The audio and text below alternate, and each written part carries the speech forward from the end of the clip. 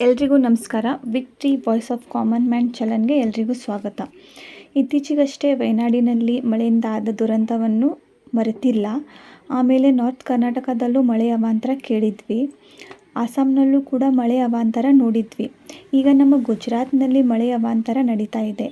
ಮಳೆಯ ಪ್ರಮಾಣ ಹೆಚ್ಚಾಗಿ ಅಲ್ಲಿಯ ವಿಶ್ವಾಮಿತ್ರ ನದಿಯು ಉಕ್ಕಿ ಹರಿದು ಅಕ್ಕಪಕ್ಕದ ಊರುಗಳಾದ ಸೌರಾಷ್ಟ್ರ ಮತ್ತು ವಡೋದರಾ ಊರುಗಳಲ್ಲಿ ನೀರು ನುಗ್ಗಿದೆ.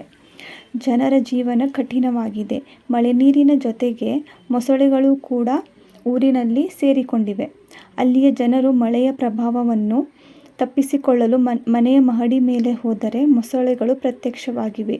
ಈ ದೃಶ್ಯವನ್ನು ನೋಡಿ ಅಲ್ಲಿಯ ಜನರು ಭಯಗೊಂಡಿದ್ದಾರೆ. ಈಗ ಅಲ್ಲಿಯ ಸರ್ಕಾರ ರೆಡ್ ಅಲರ್ಟ್ ಘೋಷಣೆಯನ್ನು ಮಾಡಿದೆ. ಮುಂದಿನ 3 ದಿನಗಳ ಕಾಲ ಭಾರೀ ಮಳೆ ಆಗುವ ಸಂಭವವಿದೆ.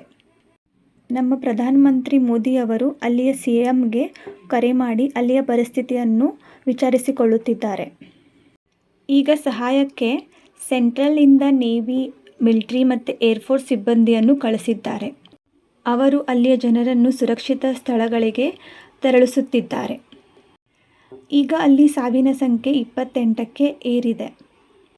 ಸ್ನೇಹಿತರೆ, ಈ ವರ್ಷದ ಮಳೆ ತುಂಬ ದುರಂತಗಳಿಗೆ ಕಾರಣವಾಗಿದೆ. ಮುಂದೆ ಯಾವುದೇ ಥರದ ದುರಂತಗಳು ಆಗದೇ ಇರಲಿ ಅಂತ ದೇವ್ರ ಹತ್ರ ನಾವು ಕೇಳ್ಕೊಳ್ಳೋಣ. ಮತ್ತು ಆದಷ್ಟು ಬೇಗ ಗುಜರಾತು ಚೇತರಿಸಿಕೊಳ್ಳಲಿ, ಅಲ್ಲಿಯ ಜನರು ಸಹಜೀವನಕ್ಕೆ ಹಿಂದಿರುಗಲಿ ಅಂತ ಕೇಳ್ಕೊಳ್ಳೋಣ. Thank you. ಜೈ ಹಿಂದ್.